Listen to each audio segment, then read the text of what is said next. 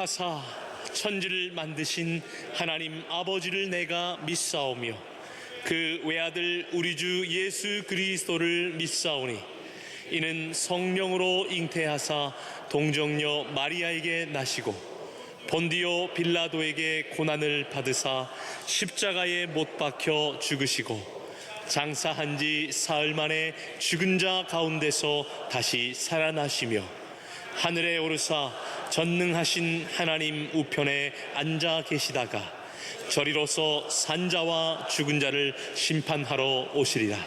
성령을 믿사오며 거룩한 공회와 성도가 서로 교통하는 것과 죄를 사하여 주시는 것과 몸이 다시 사는 것과 영원히 사는 것을 믿사옵나이다. 구약성경 창세기 5장 1절에서 24절 말씀입니다. 창세기 5장 1절에서 24절 구약성경 6면에 있습니다. 제가 창세기 5장 1절에서 24절 말씀을 봉독하겠습니다. 이것은 아담의 계보를 적은 책이니라. 하나님이 사람을 창조하실 때에 하나님의 모양대로 지으시되 남자와 여자를 창조하셨고 그들이 창조되던 날에 하나님이 그들에게 복을 주시고 그들의 이름을 사람이라 일컬으셨더라. 아담은 130세에 자기의 모양 곧 자기의 형상과 같은 아들을 낳아 이름을 셋이라 하였고 아담은 셋을 낳은 후 800년을 지내며 자녀들을 낳았으며 그는 930세를 살고 죽었더라. 셋은 105세에 에노스를 낳았고 에노스를 낳은 후 807년을 지내며 자녀들을 낳았으며 그는 920세를 살고 죽었더라. 에노스는 90세에 게난을 낳았고 게난을 낳은 후 815년을 지내며 자녀를 낳았으며 그는 905세를 살고 죽었더라. 게난은 70세에 마할랄렐을 낳았고 마할랄렐은 낳은 후 840년을 지내며 자녀들을 낳았으며 그는 910세를 살고 죽었더라. 마할랄렐은 65세에 야렛을 낳았고 야렛을 낳은 후 830년을 지내며 자녀를 낳았으며 그는 895세를 살고 죽었더라. 야렛은 162세에 에녹을 낳았고 에녹을 낳은 후 800년을 지내며 자녀들을 낳았으며 그는 962세를 살고 죽었더라. 에녹은 65세에 무드셀라를 낳았고 무드셀라를 낳은 후 300년을 하나님과 동행하며 자녀를 낳았으며 그는 365세를 살았더라. 에녹이 하나님과 동행하더니 하나님이 그를 데려가심으로 세상에 있지 아니하였더라. 아멘.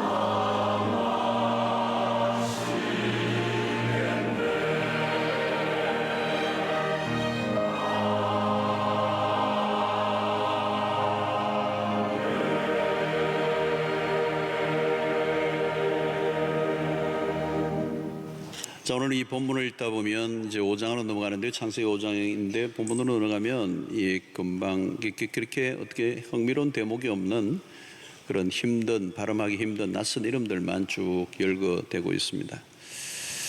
왜 이렇게 길게 이름들이 열거되고 있는가? 이 5장은 아담의 계보, 아담의 족보라고도 부릅니다. 본문은 이제 아담에서부터 노아에 이르기까지 10대에 걸쳐서 이렇게 계보가 언급되고 있습니다. 자, 우리와 상관없는 족보가 아닙니다.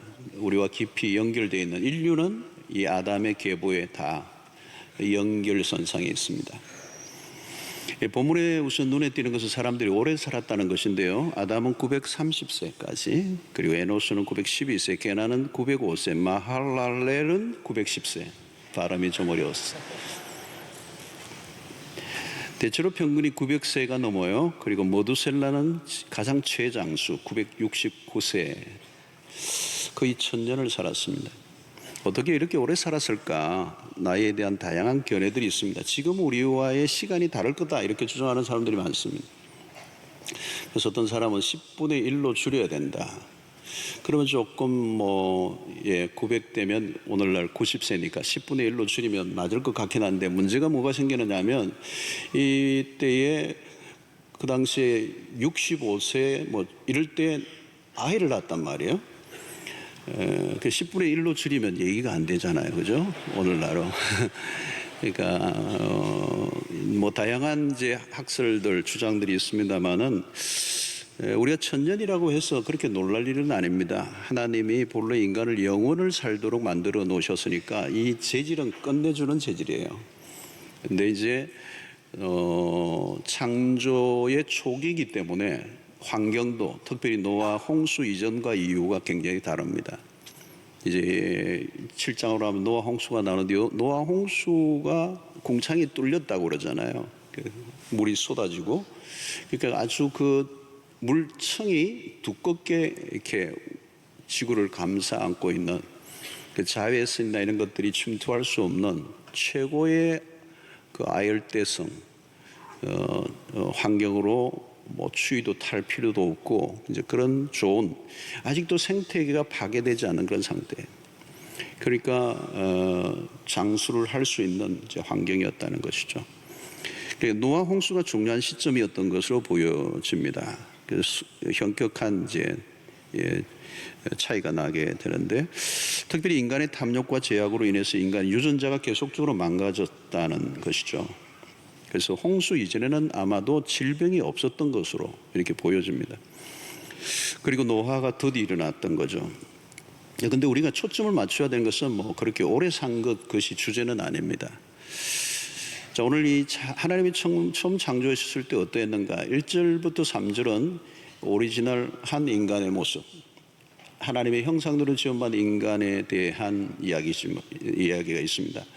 하나님의 형상대로 지음받았다는 얘기는 인간은 정말 퍼펙트하게 만들어진 거죠. 아름답고 지혜롭고 완전하고, 그리고 영원히 살도록 만들어진 겁니다. 인간이 창조되던 날에 하나님이 그들에게 복을 주셨다는 거예요. 복을 주셨다. 그런데 죄로 인하여서 그 모든 것이 망가졌습니다. 그래서 5장은 이 죄로 인하여 인류에게 죽음이 찾아온 것에 대한 슬픈 스토리입니다. 사실 아주 인류가 죄로 인하여 이제 본격적으로 이 죽음이 역사가 일어나고 있는 장면입니다. 오늘 본문에서 후렴구처럼 반복되는 것은 낳고 죽고 낳고 죽고, 이 반복구의 마지막 단어는 뭐냐면 죽었더라예요. 죽었더라, 죽었더라. 인간의 삶에 가장 두 가지 중요한 것을 기록해 놓았어요. 딴 게 없습니다. 중간에 다 생략되고 인간의 시작과 마지막, 낳았더라, 죽었더라. 여기서 어디에서 살았느냐, 하는 일이 뭐냐, 누구와 결혼했느냐, 학교는 어디 나왔느냐, 돈은 얼마나 벌었느냐, 얼마나 유명했냐, 얼마나 강하냐, 이런 걸 묻잖아요. 딱 그냥 다른 건 다 제거해버리고 낳고 죽고만 있어.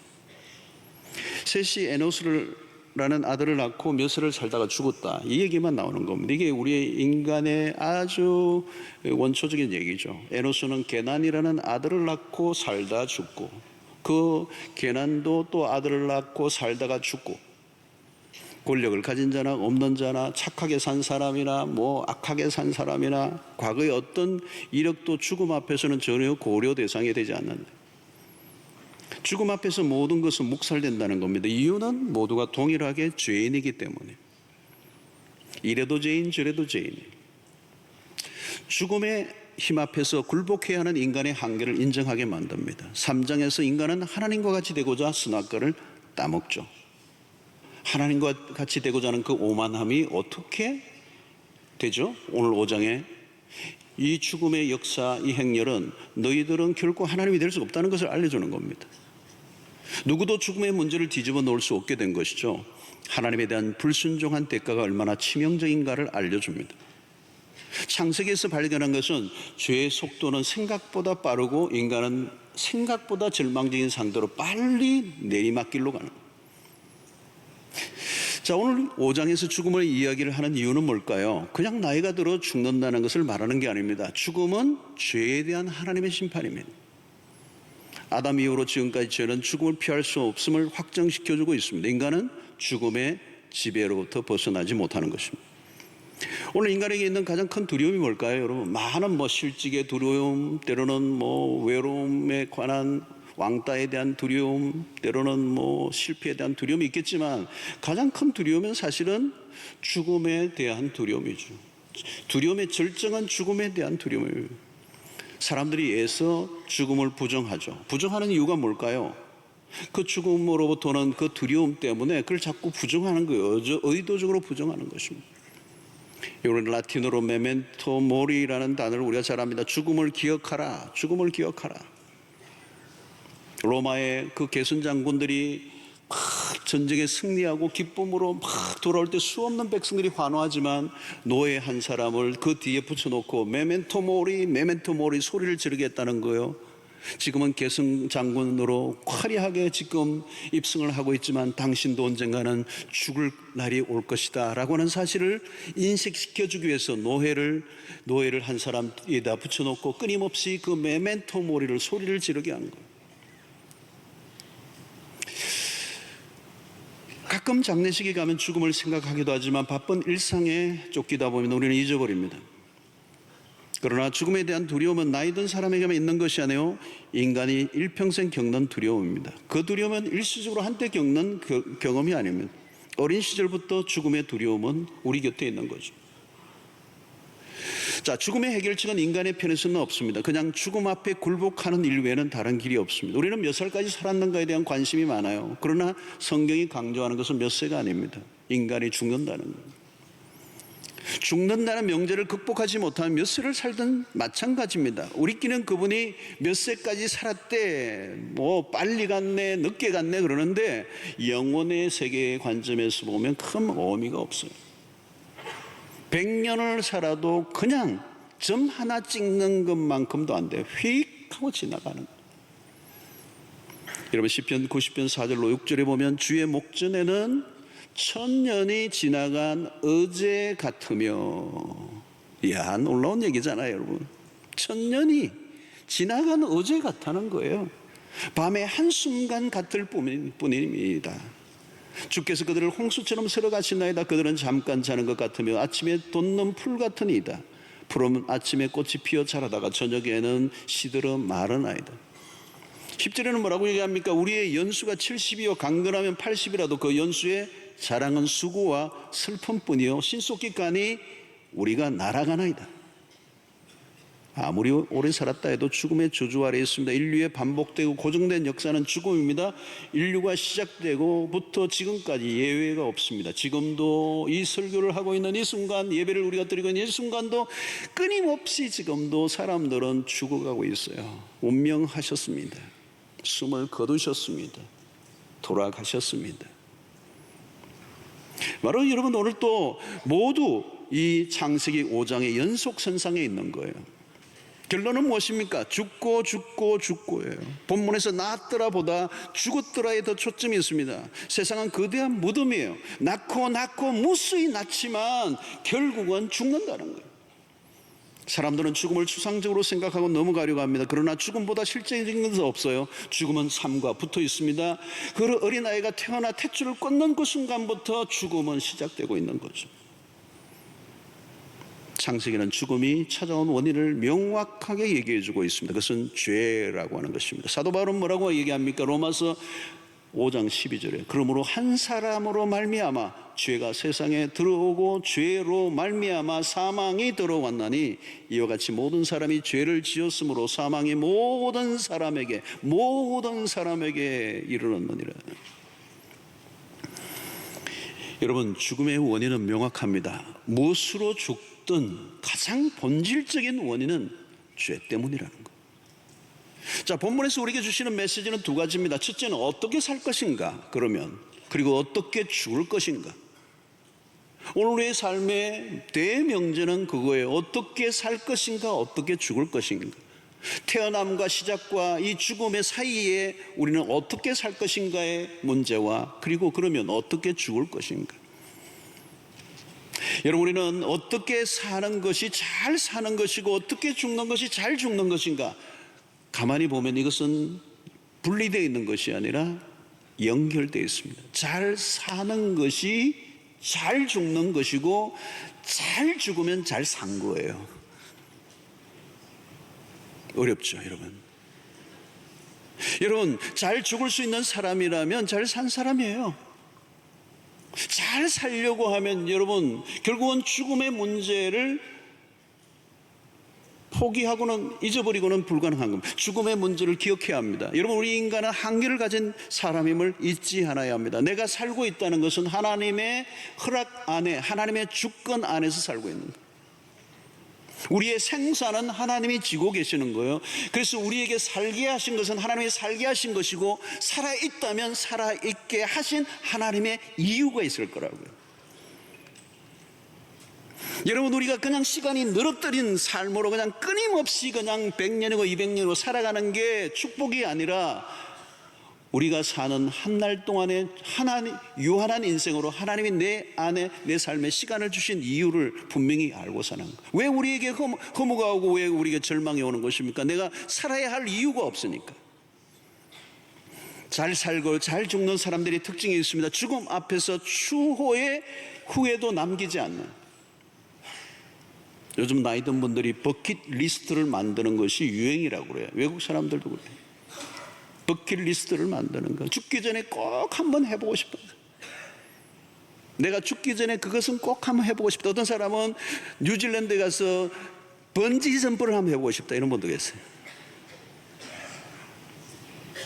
어떤 사람들은 아주 산티아고에 가서 그 순례길을 한번 한 40일간 걷고 싶다.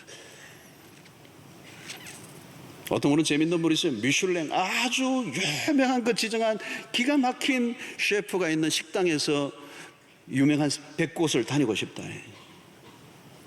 나쁘지는 않습니다. 그러나 여러분, 우리는 해도 되고 안 해도 되는 거. 짧은 인생의 과정에서 후회하지 않을 만한 경험이 무엇일까? 전도서의 기록을 빌리면 헛된 것들이 얼마나 많이 있습니까? 나이가 들어가면서 자연스럽게 단순해지는 이유는 뭘까요? 지나고 보니 별것 아닌 것들을 별것처럼 여기며 살았다라고 하는 후회들이 밀려오기 때문에. 다 부질없는, 무엇보다도 삶의 목적과 의미를 생각하면 부질없고 헛된 자랑들을 붙들고 살았다는 것에 대한 회한이 있는 거죠. 그 모든 것들은 한순간 연기처럼 사라져 버릴 텐데. 인간의 성취들은 죽음 앞에서 초라해집니다. 죽음 앞에서는 대단한 화려한 업적과 상패와 메달과, 그러나 여러분, 죽음 앞에 그 모든 것은 초라해요. 그리고 그것은 나중에 어디다 둘 곳이 없어서 사는 사람들이 힘들어요. 여러분, 우리가 하는 모든 일들은 죽음 앞에서 영원과 연결되어져야 합니다. 바울은 그렇게 살았습니다. 디모데후서 4장 6절로 8절 보니까 전제와 같이 내가 벌써 부어지고 나의 떠날 시각이 가까웠도다. 나는 선한 싸움을 싸우고 나의 달려갈 길을 마치고 믿음을 지켰으니 이제후로는 나를 위하여 의의 면류관이 예비되었으므로 주 곧 의로우신 재판장이 그날에 내게 주실 것이며 내게만 아니라 주의 나타나심을 사모하는 모든 자에게도니라. 바울은 죽음이 다가온 시점에서 더 이상 아쉬워함이 없어요. 하나님을 위하여 최선을 살았기 때문에 주님이 부르시면 미련 없이 죽음을 맞이할 준비가 되어 있던 사람이 바울이었어. 바울은 오히려 죽음 이후에 주어질 것에 대한 기대감, 그래서 죽음에 대한 기대감이 있었어요. 죽음 넘어 죽음 이후에 주어질 하늘의 의의 면류관이 예비되어 있음을 그가 믿음으로 바라보았기 때문에. 여러분, 사람들은 죽음의 목전에서 미련을 가집니다. 좀 더 살기를 원합니다. 그리고 좀 더 아름답게, 좀 더 멋있게 살았더라면 이라고 하는 후회를 하기도 합니다. 그러나 여러분, 죽음의 순간에는 그런 후회는 아무 의미가 없어요. 너무 늦은 거예요. 갑자기 준비 안 된 상태로 찾아온 죽음은 우리를 당황하게 합니다. 대개는 자신에게는 죽음이 오지 않을 줄 알고 살아가는 거예요. 기억하십시오. 죽음은 옵니다. 예고 없이. 죽음을 기다리지 않는 사람에게도 죽음은 찾아옵니다. 임박한 죽음 앞에서 내가 어떻게 살지를 생각하면 이미 늦은 거예요. 살아있는 동안에 우리는 언제나 죽음을 의식하며 살고, 오늘 주어진 그 죽음 앞에, 죽음이 올지도 모르는 그 앞에서 오늘 살아있는 지금 이 순간이 얼마나 귀중한 것인가를 인식할 수 있는 거죠. 여러분, 살아있다는 것은 기회입니다. 생명을 가지고 있다는 것은 놀라운 축복입니다. 엄청난 잠재력이고 엄청난 가능성입니다. 그냥 살아있는 것이 아니라 하나님이 살게 하신 뜻이 있기 때문에 오늘 이 순간은 너무 귀중한 것입니다. 죽음이 있기 때문에 삶이 귀중한 거예요. 끝이 있다는 것을 아는 사람들은 되는 대로 막 살아갈 수가 없습니다. 그래서 C.S. 루이스는 현재 세계에서 가장 많은 일을 한 사람들은 내세에 관해서 가장 많이 생각한 사람들이다. 성도 여러분, 호흡이 있는 이 순간, 오늘 지금 내가 있는 이 자리, 내가 하고 있는 지금 그 일, 그리고 내가 매일 마주치는 가까이 있는 그 사람들이 얼마나 귀중한 존재들인지, 하나님 앞에 섰을 때 무엇을 하다 왔는가를 물으신다면 대답할 것을 우리는 항상 준비하고 있어야 합니다. 헛되고 헛된 일을 위해 살면 안 됩니다. 유한한 삶이라면 우리는 하나님과 그 나라를 위해 의미 있고 가치 있는 일을 위하여, 그리고 사라져버릴, 연기처럼 사라져버릴 것들이 아니라 영원한 것을 위하여 살아가야 될 줄로 믿습니다. 여러분, 죽음의 행렬이 오늘 본문 속에 계속 진행되고 있는 이 본문에 다른 그림이 하나 나와요. 스냅처럼 딱 한 짧은 커트가 나와요. 그게 뭐예요? 낳고 죽고 낳고 주의 이 리듬을 끊어버리는 사건이 하나 나옵니다. 그것이 21절과 24절의 말씀. 에녹은 65세에 모두셀라를 낳고 모두셀라를 낳은 후 300년을 하나님과 동행하며 자녀들을 낳았으며 그는 365세를 살았더라. 에녹이 하나님과 동행하더니 하나님이 그를 데려가심으로 세상에 있지 아니하였더라. 에녹이라는 인물이 나옵니다. 이 인물은 특별해요. 악한 세상에서 오늘 이 아담의 계보의 죽음의 행렬이 계속되는 가운데 전혀 다른 장면이에요. 마치 칠흑같이 어두운 밤 하늘에 반짝이는 별처럼. 성경은 에녹을 통하여 무엇을 전달하고자 합니까? 히브리서 11장 5절은 이렇게 얘기합니다. 믿음으로 에녹은 죽음을 보지 않고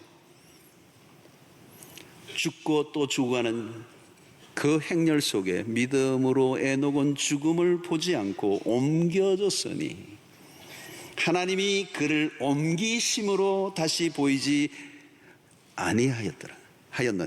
그는 옮겨지기 전에 하나님을 기뻐하시게 하는 자라 하는 증거를 받았느니라. 히브리서는 하나님이 그를 옮기셨다. 창세기는 하나님이 그를 데려가셨다.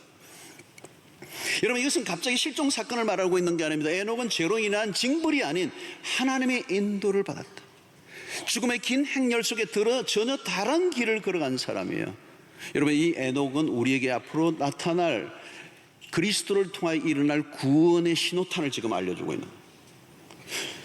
여기서 우리에게 보여주는 것은 죽음은 끝이 아니다라고 하는 것입니다. 죽음 이후의 세계를 말씀하고 있어요. 죽음을 보지 않고 어디론가 옮겨졌다는 것, 전혀 다른 것, 다른 나라가 존재하고 있다는 것입니다. 순간의 세계에서 영혼의 세계로, 이 세계보다 더 실제적인 나라가 없다는 겁니다. 새 하늘과 새 땅, 이것은 하나님이 예비하신 히브리서 11장에 얘기하고 있는 우리의 영원한 본향 천국을 얘기하고 있는 거예요. 어디론가 데리고 가셨는데 그 데리고 가신 곳이 어디라는 거예요? 하나님이 예비하신 성. 여러분, 우리는 이 세상에서 좀 일찍 죽으면 사람들이 아쉬워하죠. 뭐 아쉬워하는 것은 당연한 겁니다. 그러나 이 땅의 관점에서만 보면 안 돼요. 그리스도는 두 가지 렌즈를 가지고 있어야 합니다. 하나는 이 세상을 바라보는 렌즈고, 또 하나는 이 세상 너머 있는 하나님의 나라를 보는 렌즈가 있어요. 이 세상만 바라보는 렌즈가만 있으면 안 돼요. 언제나 두 세계를 같이 보아야 합니다. 믿음의 사람들은 두 가지 렌즈를 갖고 있는 거죠. 이 세상을 바라볼 뿐만 아니라 이 세상 이후에 주어질 하나님의 나라, 영원한 천국을 바라보는 눈이 열려야. 여러분, 에녹은 저주로 주어진 죽음을 피했습니다. 무엇을 의미합니까? 하나님이 구원의 길을 여셨다는 겁니다. 앞서 900년 이상 장수한 기록들을 보면서 우리가 놀랐죠. 우리는 장수를 축복이라고 말합니다. 몇 세가 장수해야 축복이라고 말할 수 있겠습니까, 여러분? 옛날에는 60세만 넘어도 장수했다고 그래요.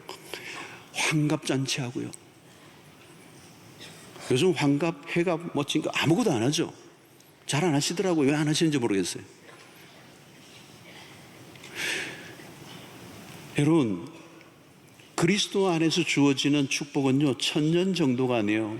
영원히 주어졌습니다. 부활하신 그리스도 때문에 영원은 시간을 넘어선 세계죠. 요한복음 11장 25절로 26절에 뭐라고 얘기합니까? 예수께서 이르시되 나는 부활이요 생명이니 나를 믿는 자는 죽어도 살겠고 무릇 살아서 나를 믿는 자는 영원히 죽지 아니하리니 이것을 내가 믿느냐? 여러분, 여기서 매우 중요한 단어가 영원입니다. 영원히. 이터니티예요. 영원히. 영원히 죽지 아니하리니 나를 믿는 자는. 앞으로 여러분 몇 세까지 사실 것입니까? 물으면 이렇게 대답하세요. 영원세.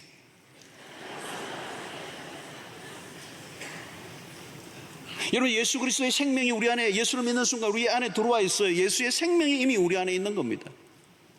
예수를 믿는 순간 영원히 내 안에 시작이 되었어요. 영원이신 분이 내 안에 들어오셨어. 나는 부활이요 생명이니 나를 믿는 자는 죽어도 살겠고. 여러분, 에녹의 이야기는 죽고 또 죽는 역사의 한가운데 소망의 빗줄기입니다. 그는 죽음을 보지 않고 하나님께로 갔습니다. 이것은 앞으로 하나님의 백성들에게 주어질 하나의 서막처럼. 성도 여러분, 죽음을, 우리에게도 육체적인 죽음이 오죠. 그것은 육체적 장막을, 허물을 벗는 것입니다. 우리는 죽음의 이유를 주목해야 합니다. 성경은 우리를 영혼의 세계로 이끕니다. 그것이 하나님의 나라, 새하늘과 새 땅이에요. 자, 우리는 창세기 안에서 인류는 죄로 비참한 지경에 빠져가는 것을 봅니다. 죄가 만들어 놓은 황폐함은 심각합니다. 이 죄의 심각성, 이 파괴력은 가히 상상을 초월합니다. 창세기 6장은 하나님이 불가피하게 인류에 대한 물심판을 예고하시고 7장에는 홍수 심판이 열립니다. 지금도 마찬가지입니다. 악은 하나님의 심판을 받기에 충분할 정도로 무르익고 있어요. 오늘 또 세상을 보면 소망이 없어 보입니다. 망가질 대로 망가진 이 세상은 죽음의 행렬을 이어갈 수밖에 없어요. 오늘 또 여러분, 수없는 이 세상 가운데 일어난 악한 모습들을 보면서 이 세상은 망가질 대로 망가져 있는 걸 봅니다. 남편을 죽이고 아이를 죽이고 부모를 죽이고, 이게 어디 정상이겠습니까? 여러분, 그게 나와 상관없다고 말하지 마십시오. 그것이 인간이요, 그 죄성이 우리 안에도 있는 거예요. 우리 통일 선교중을 맞습니다. 6.25 전쟁으로 남북이 나눠진 70년이 되었습니다. 전쟁으로 인해 얼마나 많은 사람들이 죽었습니까? 형제가 서로 총을 겨누고 죽이고, 한 동네에서도 서로 이념 대립으로 죽이고 죽고, 지금 핵으로 무장한 북한은 이번 이 핵은 여러분 한꺼번에 수십만 수백만도 죽일 수 있는 엄청난 살상 무기예요. 우리는 여기서 창세기로 돌아가서 창세기 3장, 우리는 지난 주간에 살펴보았던 라멕처럼, 라멕은 사람을 죽이고 저 어린 아이들, 그런 소년까지 죽이고 노래를 불렀던 라멕, 그리고 동생을 죽였던 가인, 그 피는 오늘도 흐르고 있는 거죠.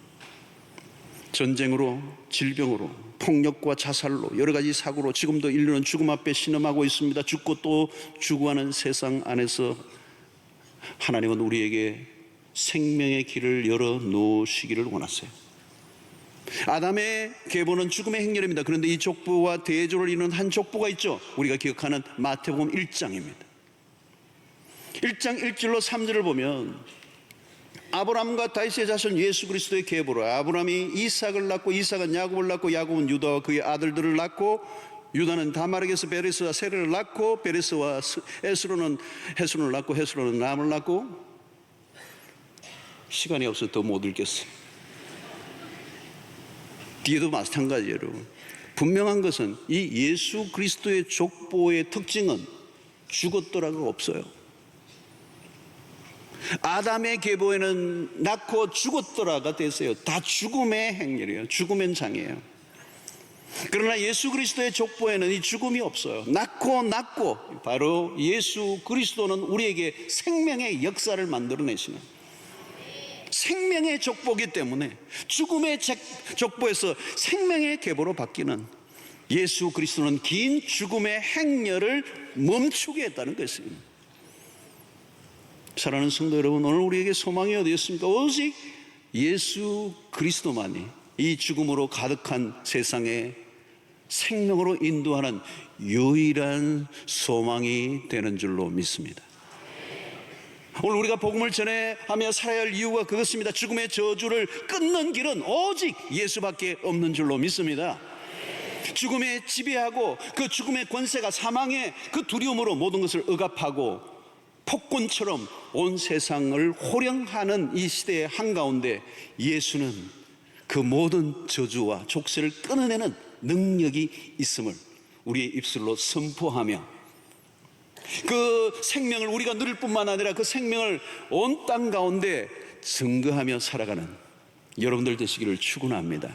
오늘도 우리는 이 성찬 예식을 하며 예수의 그 살과 피를 기억하면서 예수의 십자가만이 온 인류의 유일한 소망임을 다시 한번 확신하고 우리의 죽음 이후에 주어질 부활의 영광을 기대하며 살아가는, 그래서 이 생명이 주어진 유한한 날들 속에 우리 주님을 위해, 하나님의 나라의 영광을 위해 살아갈 수 있는 여러분들 되시기를 바라고, 그 죽음이 주는 두려움에서 해방되어 주님 앞에서 멋지게 당당하게 살아가시는 생명의 능력이 여러분들 가운데 충만하게 있게 되기를 주의 이름으로 축원합니다. 이제는 우리 주 예수 그리스도의 놀라우신 은혜와 하나님의 크신 사랑과 성령의 교통하심이 사망의 권세에 사로잡혀 하나님 신음하는 이 땅 가운데 우리로 하여금 예수의 그 생명의 복음을 듣게 하여 주시옵시고, 이제 예수 그리스도 안에서 영원한 생명을 가진 자로 복되게 살아가게 하신 그 은혜에 감사하며 이제 이 생명의 복음을 증거하며 살아가기로 결단하고 돌아가는 주의 백성들 머리 위에 지금부터 영원토록 함께 있을지어다.